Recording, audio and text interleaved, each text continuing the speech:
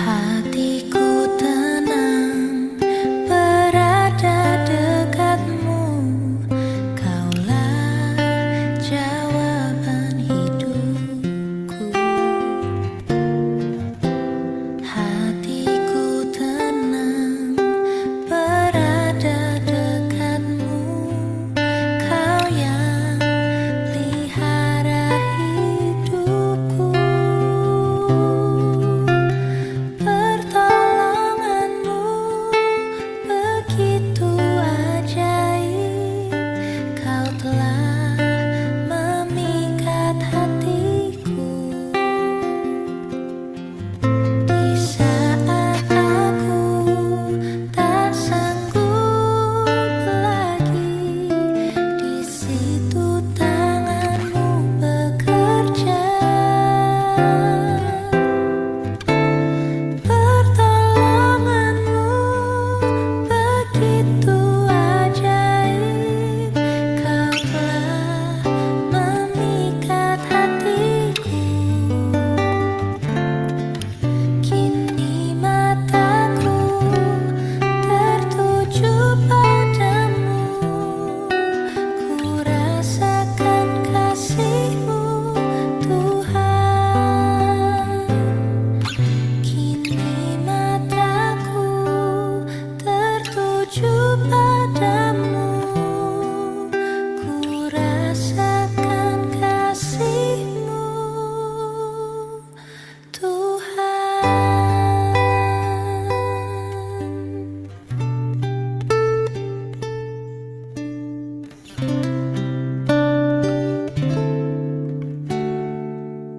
Bapa, terima kasih buat pagi hari ini Tuhan.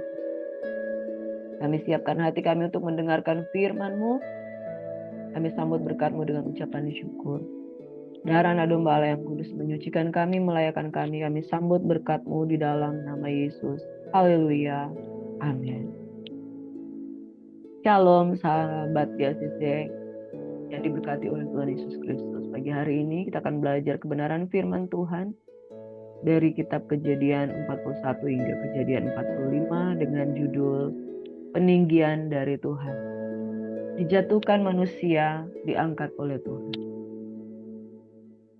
Dari manakah datangnya pertolongan kita? Pertolongan kita datangnya dari Tuhan semesta Allah yang hidup. Saudara, bukan kita yang memilih, tetapi Tuhan yang memilih kita. Bukan kamu yang memilih aku, demikian firman Tuhan, tetapi akulah yang memilih kamu, dan aku telah menetapkan kamu supaya kamu pergi dan menghasilkan buah, dan buahmu itu tetap, supaya apa yang kamu minta kepada Bapa dalam namaku diberikan kepadanya. Dari antara sekian banyak orang, Tuhan memilih Yusuf. Dari antara ke-12 kakak beradik mereka, Tuhan memilih Yusuf untuk menjadi perpanjangan tangan Tuhan. Berkat Tuhan dikatakan bahwa dari antara 12 berkas yang ada, 11 berkas itu akan tunduk menyembah Dia. Dan saudara, mimpi yang didapatkan oleh Yusuf itu merupakan visi yang besar yang daripada Tuhan. Kenapa Yusuf? Kenapa bukan Yehuda? Kenapa bukan Ruben? Sebab pilihan itu ada di kedaulatannya Tuhan. You didn't choose God, God choose you. And God choose you, pastikan bahwa kita setia dan taat. Supaya kita melakukan apa yang Tuhan mau. Saudara, menjadi orang pilihan Tuhan merupakan sebuah anugerah.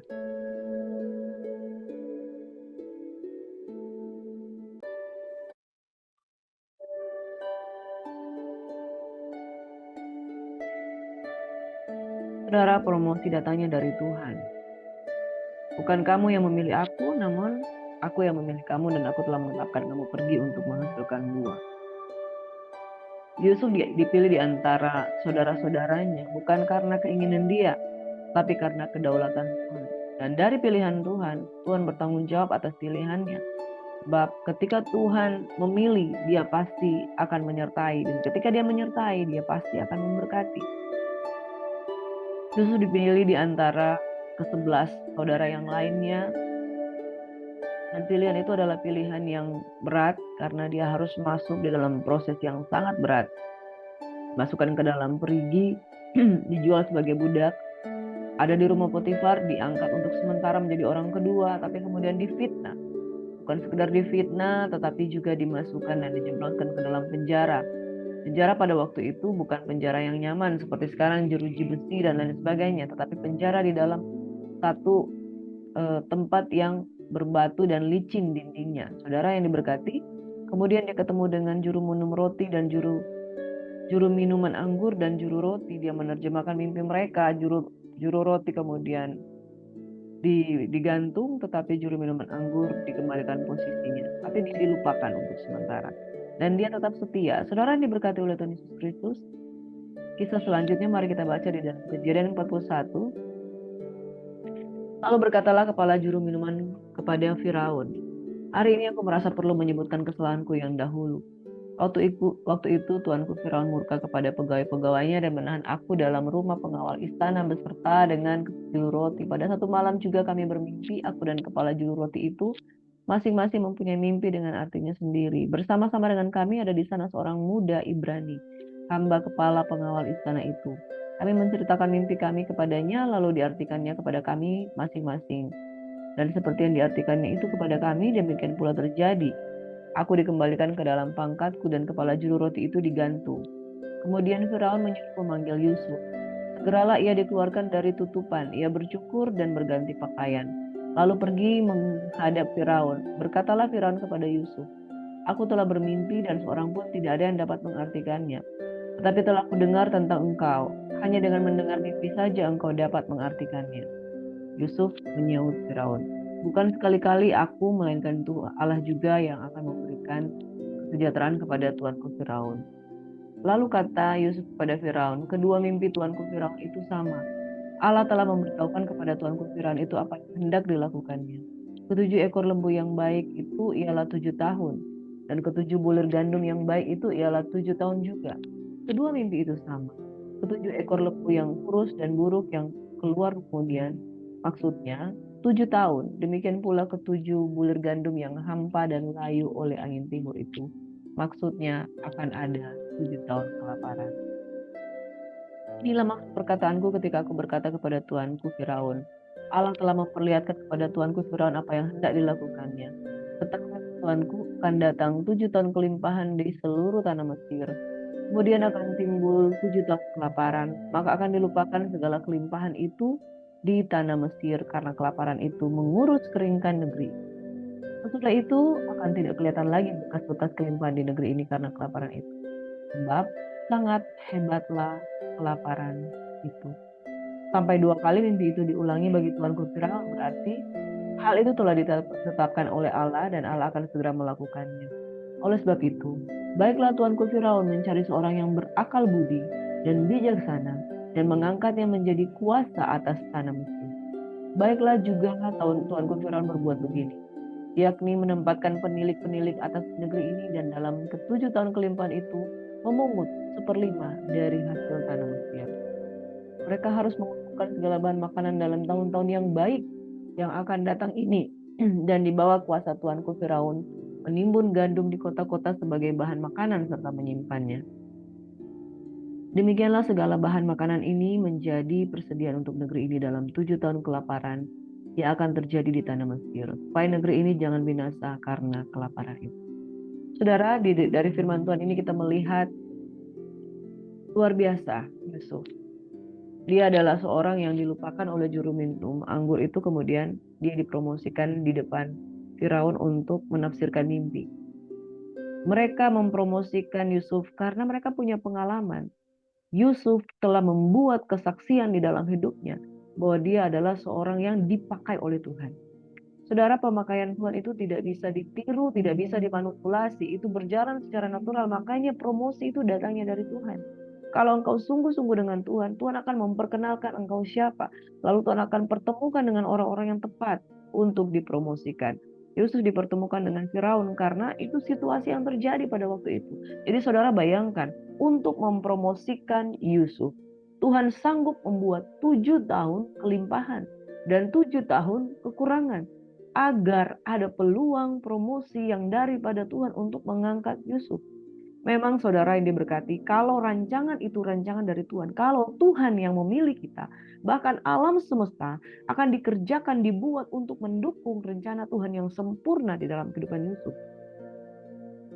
Biasanya kalau promosi, datang aja kepada pejabat, minta nama kita diganti, dimasukkan ke dalam promosi-promosi itu, supaya dilakukan pelantikan, peninggian, promosi, dan lain sebagainya. Tapi kejadian yang terjadi di dalam kehidupan Yusuf tidak seperti itu. Tuhan sanggup mengubah hukum di alam semesta untuk mendatangkan sebuah musibah dan berkat dan musibah di dalam bangsa Mesir. Hanya untuk sebuah promosi bagi orang yang dia kasihi, yang matanya tertuju kepada Yesus. Dia sanggup memberikan mimpi kepada Firaun. Sebelumnya dia berikan mimpi kepada juru roti dan juru minum anggur. Jadi saudara, peristiwa-peristiwa kronologi yang dibuat oleh Tuhan sebagai skenario untuk mempromosikan orang pilihannya itu luar biasa. Bagaimana dia mempromosikan Yusuf? Diizinkannya juru minum anggur dan juru roti itu masuk dalam penjara, mendapat mimpi, dan mereka mendapat kesaksian tentang kehebatan dari penyertaan Tuhan dalam kehidupan Yusuf. Lalu Tuhan memberikan mimpi kepada Firaun. Kemudian Firaun dengan mimpi yang ada padanya, Tuhan mempromosikan Yusuf. Dan peristiwa mimpi ini dibuktikan di dalam satu kisah yang panjang 14 tahun. 7 tahun kelimpahan, 7 tahun kekurangan, dan promosi itu datangnya dari Tuhan, melibatkan semesta alam yang mendukung kesaksian di dalam kehidupan Yusuf, sehingga dia benar-benar dipromosi sebagai orang hebat yang disertai dan dipakai oleh Tuhan. Dengan segala hikmat yang diperoleh Yusuf di dalam hubungan pribadinya dengan Tuhan, dia berkata, "Sebab itu baiklah Tuanku Firaun mencari seorang yang berakal budi, yang bijaksana, dan mengangkatnya sebagai kuasa atas tanah Mesir." Dengan penuh integritas, dengan penuh kejujuran, Yusuf mengatakan semuanya ini bukan untuk mengangkat dirinya, tetapi itu petunjuk yang Tuhan berikan di dalam bibir mulutnya, supaya kalau menghadapi masalah yang besar ini, Firaun memang harus mengangkat seseorang yang bijak, seseorang yang berakal budi, menjadi kuasa atas tanah Mesir, seseorang yang berbuat begini, menempatkan penilik-penilik atas negeri ini, dan dalam 7 tahun kelimpahan itu memungut 1/5 dari hasil tanah Mesir. Jadi strategi untuk menghadapi masalah itu pun dibukakan Tuhan di dalam kehidupan Yusuf. Saudara, kalau memang Tuhan memakai seseorang, akal budi, kebijaksanaan, hikmat akan dibukakan sehingga dia tahu mengatasi persoalan-persoalan. Ingat saudara, hamba Tuhan diberikan otoritas dan kuasa untuk mengatasi persoalan. Hamba Tuhan yang punya hubungan dengan Tuhan diberikan otoritas dan hikmat untuk mengatasi masalah-masalah yang ada. Jadi saudara, kalau dalam hidup kita sebagai hamba-hamba Tuhan, sebagai anak-anak Tuhan, tidak tahu, tidak punya hikmat untuk mengatasi persoalan-persoalan kehidupan, saudara, perhatikan hubunganmu dengan Tuhan. Kita harus menerima hikmat daripada Tuhan. Menerima dari hikmat baru kita mampu menyalurkan. Kalau kita tidak bisa menyalurkan, artinya kita tidak menerima hikmat daripada Tuhan. Tidak akan mungkin Yusuf memberikan sebuah nasihat yang luar biasa, yang spektakuler. Ini merupakan nasihat manajemen terbaik di dalam ekonomi dan bisnis pada waktu itu. 7 tahun kekurangan. Indonesia saja saudara, di dalam masa pandemi masih terpelihara, tidak mengalami yang namanya 7 tahun kekurangan, yang benar-benar kekurangan, kekeringan yang terjadi seantero dunia ini. Tapi Mesir mengalami hal itu. Dan saudara, ekonomi dan bisnis, pengertian itu ada di dalam kehidupan Yusuf. Itu kalau bukan Tuhan yang memberikannya, siapa lagi saudara? Jadi ada masalah-masalah di dalam kehidupan ini. Saudara, sebagai hamba Tuhan, engkau harus menerima hikmat daripada Tuhan. Jangan sampai engkau menjadi orang-orang yang tidak tahu menyelesaikan masalah. Bahkan engkau menjadi hamba-hamba Tuhan yang punya banyak masalah. Artinya engkau tidak menerima hikmat daripada Tuhan. Yusuf menerima hikmatan daripada Tuhan, dan dengan integritas dan kejujurannya dia katakan, "Firaun, angkatlah seseorang. Saya tidak menunjuk, I'm not appointing to myself, but kamu Firaun yang angkat orang lain." Apa yang terjadi saudara? Justru Firaun tergerak hatinya untuk mengangkat Yusuf menjadi penguasa, orang kedua di Mesir. Yusuf dipandang baik oleh Firaun dan oleh semua pegawainya. Lalu berkatalah Firaun kepada para pegawainya, mungkinkah kita mendapat orang seperti ini, seorang yang penuh dengan roh Allah?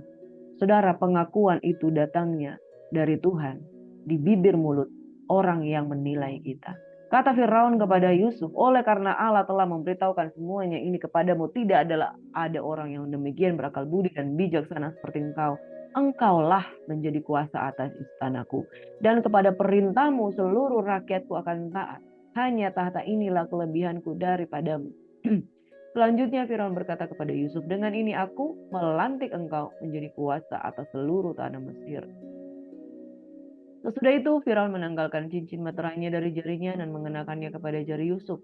Dipakaikannya lah kepada Yusuf pakaian daripada kain halus dan dikenakannya kalung emas pada lehernya.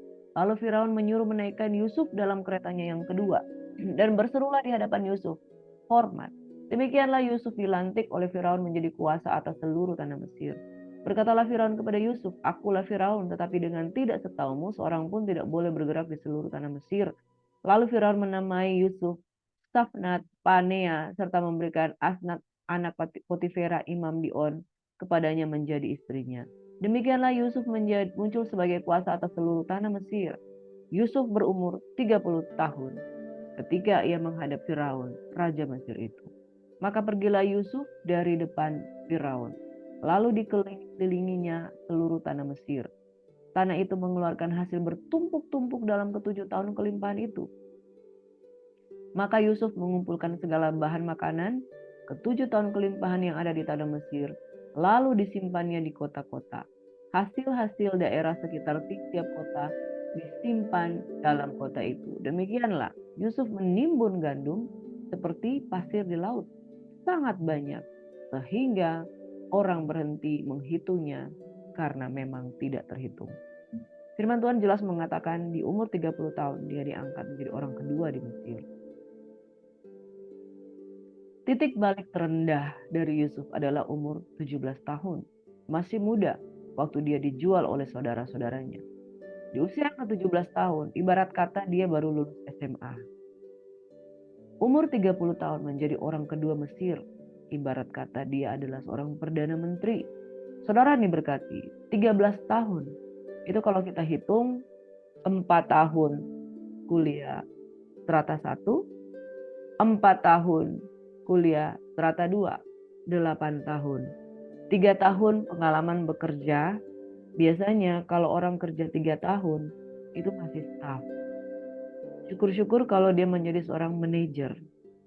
Manajer itu dengan perdana menteri level jauh sekali. Jauh. Dia adalah level staff. Paling tinggi manajer di usia yang ke-11 tahun. Itu pun kalau dari dia selesai kuliah S2 langsung dapat kerjaan. Saudara, kalau Tuhan promosikan 13 tahun itu, di dalam masa kesusahan, di dalam masa dia dijual, dipenjarakan itu, dia dijual, difitnah, 13 tahun itu terasa sangat lama. Terasa sangat lama. Tetapi ketika itu sebenarnya ujungnya adalah promosi, itu waktu yang sangat cepat. Karena 4 tahun di strata 1, 4 tahun di strata 2, saudara belajar selama 8 tahun, 3 tahun masa kerja. Belum tentu seseorang bisa mencapai posisi orang kedua, Perdana Menteri di Mesir. Jadi saudara, ketika engkau jatuh sangat jauh, asalkan engkau ada dengan Tuhan, tumbukan yang terjal itu akan membuat engkau melompat jauh lebih cepat daripada orang yang naiknya perlahan. Jadi masalah di dalam kehidupanmu itu sebenarnya merupakan sebuah lecutan, pemicu. Jadi saudara, ada satu pembuktian sains dari 2 bola yang melaju kepada dengan panjang yang sama. Tapi bola yang satu itu langsung berjalan naik pelan. Tapi bola yang satu dia memiliki kehidupan yang turun, naik, turun, naik. Siapakah yang lebih cepat sampai? Ternyata bola yang melewati alur naik, turun, naik, turun. Karena begitu dia turun, begitu naik dia melesat lebih cepat. Dia turun, dia melesat lebih cepat. Jadi saudara, adanya masalah di dalam kehidupan kita justru membuat kita dilatih untuk menjadi orang yang penuh dengan hikmat. Pada saat kita menghadapi masalah yang besar, kita menghadapi lonjakan yang sangat besar. Dan lonjakan yang sangat besar itu bisa melampaui orang yang hidupnya flat, yang tidak taat, tidak ada masalah sama sekali. Orang yang melewati lembah-lembah kekelaman, kemudian ketika dia mendapatkan hikmat pengajaran daripada Tuhan, dia akan melonjak jauh lebih tinggi. Dengan catatan, harus disertai oleh Tuhan. Yusuf mencapai posisi orang kedua di Mesir selama 13 tahun, itu adalah waktu yang sangat singkat. Bagaimana dengan saudara? Saya menjadi pegawai dari tahun 2008. 2008 sampai sekarang sudah 2023, 15 tahun.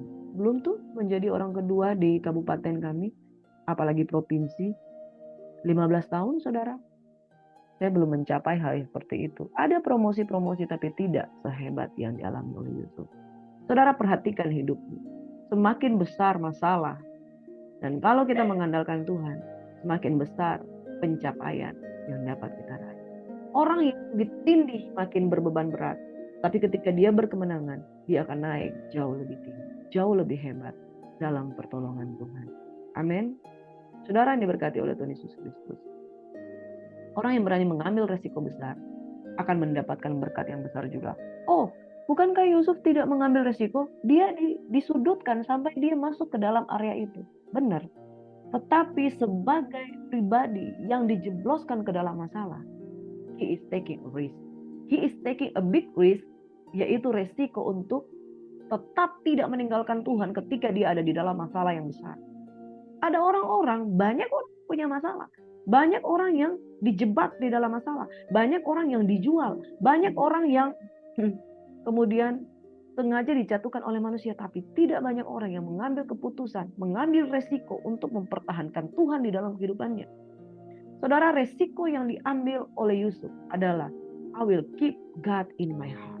I will keep worship Him. I will keep trusting Him.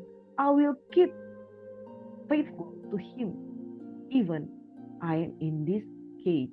Walaupun aku ada di tengah gua ini, aku ada di tengah masalah ini, walaupun aku difitnah, saya tetap mengambil resiko tidak akan meninggalkan Tuhan. Seperti Sadrak, Mesak, dan Abednego. Aku tidak akan menyembah Tuhan sebab aku percaya Tuhan akan menolong saya. Tetapi sekalipun Tuhan tidak menolong saya, aku tidak pernah akan menyembah Tuhan yang lain. Yusuf berarti ada di area orang-orang kafir. Dia dijual kepada orang-orang yang membeli budak-budak ini. Potifar, ketika Potifar memenjarakan dia masuk penjara di Mesir. Dia ada di tanah yang tidak menyembah dan mengenal Tuhan. Resiko yang dia ambil, saya tetap akan menyembah Tuhan sekalipun saya ada di masalah. Sekalipun saya difitnah, saya tidak pernah akan menyerah. Tidak akan kutukar imanku dengan apapun. Yusuf adalah seorang yang berani mengambil resiko. Akibatnya dia mendapatkan berkat yang besar juga. Dia tidak tahu apakah dia akan dipromosikan. Yang dia tahu, saya harus tetap setia dengan Tuhan. Bukankah dia tidak mendapatkan iming-iming untuk akan menjadi orang Perdana Menteri. Tapi dia tetap menjaga hidupnya benar. Saudara, please taking a risk. Saudara tidak tahu berkat besar apa ketika engkau menjaga hidupmu benar di hadapan Tuhan. Jaga hidupmu benar. Maka Tuhan akan promosikan engkau sendiri. Amin.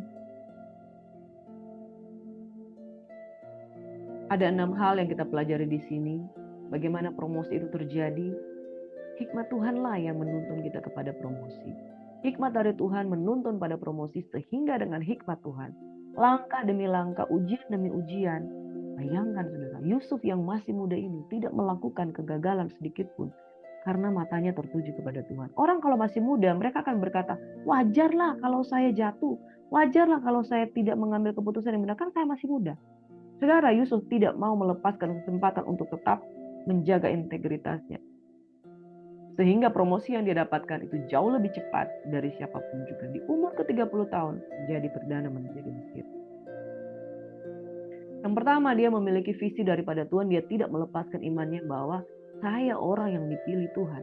Di antara 11 saudara saya yang lain dan ayah saya, mereka akan menunduk dan kemudian memberi penghormatan kepada saya. Karena saya ada orang pilihan. Saudara, jangan lepaskan kepercayaanmu bahwa engkau memiliki visi daripada Tuhan. Yang kedua, miliki hikmat untuk percaya bahwa proses itu harus jalani dengan setia. Enak nggak enak, kita harus menjaga hidup kita untuk menjalani mana yang benar daripada Tuhan. Yang ketiga, tetap percaya sekalipun dilupakan. Sekalipun dia dilupakan oleh Potifar, karena Potifar tidak percaya kepada dia. Sekalipun dia dilupakan oleh juru minum anggur, dia tetap percaya kepada Tuhan. Dia tidak marah, dia tidak kecewa, tetapi dia tetap percaya kepada Tuhan. Yang keempat, akuilah Tuhan dalam segala langkahmu, maka ia akan meluruskan jalanmu. Ketika Firaun memanggil dia, dia katakan, Tuhankulah.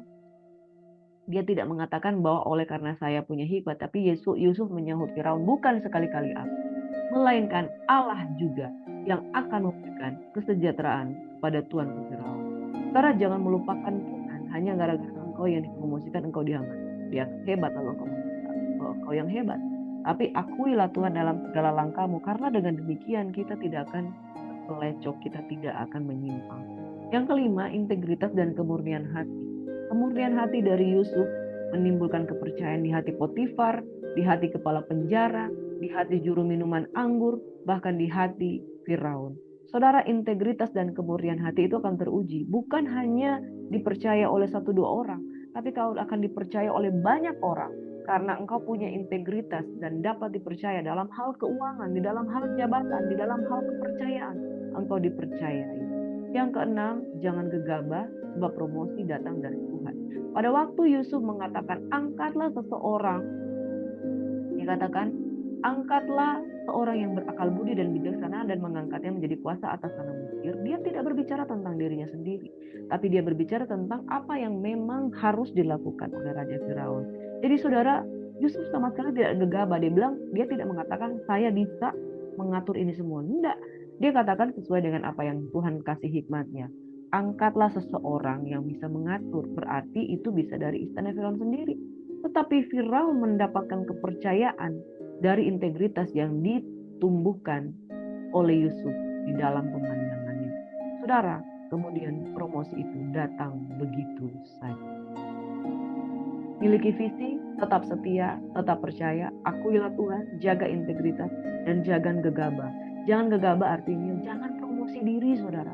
Promosi itu datang dari Tuhan. Kalau dia mau pilih, dia akan pilih sesuai dengan hatinya Tuhan. Amin. Kejadian 45, Yusuf bertemu dengan saudara-saudaranya, dan ketika dia memperkenalkan diri, keadaannya sama seperti pada waktu terakhir dia mengatakan, 11 berkas itu akan tunduk menyembah. Dan mereka menyembah Yusuf oleh karena berkas-berkas itu berbicara makanan yang dia kumpulkan di tanah Mesir. Dan mereka mencari Yusuf karena persoalan makanan, berkas-berkas gandum. Saudara yang diberkati, mimpi itu terbukti. Kalau memang promosi daripada Tuhan, visi Tuhan itu pasti tergenapi. Entah 1 tahun, 2 tahun, 13 tahun, itu tergenapi. Mereka ketemu sebagai orang yang berbeda, bukan sebagai seorang pecundang, anak yang dijual mereka 13 tahun yang lalu. Tetapi mereka bertemu dengan dia sebagai seorang perdana menteri di Mesir yang memiliki kuasa dan otoritas, dan mereka minta makanan daripada dia. Dan dia tidak memiliki dendam sedikit pun. Promosi daripada Tuhan tidak akan membuat engkau menjadi orang yang jahat, karena engkau telah tumbuh menjadi seorang yang berintegritas. Ketika engkau tumbuh menjadi seorang yang berintegritas, engkau memiliki sifat yang baik yang menolong orang lain.